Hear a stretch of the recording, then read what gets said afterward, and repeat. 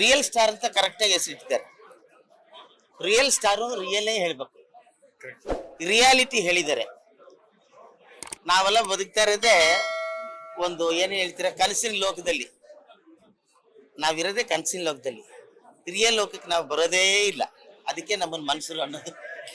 ಅದರಿಂದ ರಿಯಲ್ ಲೋಕಕ್ಕೆ ಬಂದಾಗ ಮಾತ್ರ ಈ ಸಿನಿಮಾ ಎಲ್ಲರಿಗೂ ಅರ್ಥ ಆಗ್ಬಿಡುತ್ತೆ.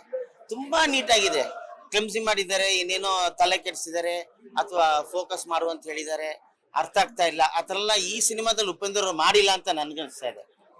ಸ್ಟ್ರೈಟ್ ನರೇಷನ್ ಅಲ್ಲಿ ಇದೆ ಸಿನಿಮಾ, ಕ್ಲೀನ್ ಆಗಿ ಅರ್ಥ ಆಗುತ್ತೆ.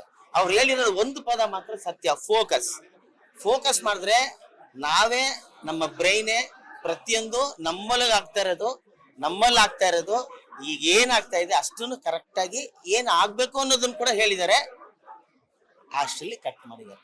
ನಿಜವಾಗ್ಲು ಸರ್ ಎಂತ ಅದ್ಭುತವಾದ ಸೆಟ್ಗಳನ್ನ ಹಾಕಿ ಕನ್ನಡ ಸಿನಿಮಾಗಳನ್ನ ಈ ಲೆವೆಲ್ ಅಲ್ಲಿ ತೆಗೆಯೋದಿದೆಯಲ್ಲ, ಅದ್ಭುತ ಸರ್ ಗ್ರೇಟ್. ಯಾಕೆಂದ್ರೆ ಪ್ರತಿಯೊಂದು ನಾನು ಶೂಟಿಂಗ್ ಅಲ್ಲಿ ಇದ್ನಲ್ಲ, ಎಷ್ಟು ಸೆಟ್ ಹಾಕಿದ್ದಾರೆ, ಎಷ್ಟು ಗ್ರ್ಯಾಂಡ್ ವರ್ಕ್, ಕಷ್ಟಪಟ್ಟು ಸಿನಿಮಾ ತೆಗ್ದಿದ್ದಾರೆ. ಬಹಳ ಚೆನ್ನಾಗಿದೆ. ಅರ್ಥ ಮಾಡ್ಕೊಳ್ಳೋದು ಬಿಡೋದು ಅದು ಆಮೇಲೆ ಪ್ರಶ್ನೆ.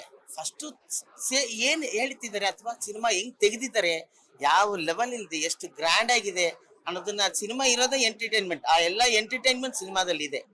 ಎಲ್ಲ ನಮ್ಮ ಆಡಿಯನ್ಸು ಬಂದು ಸಿನಿಮಾ ನೋಡ್ಬೇಕಷ್ಟೇನೆ, ಖುಷಿಯಾಗಿ ಬಂದ್ರೆ ಎಂಜಾಯ್ ಮಾಡ್ಬೋದು.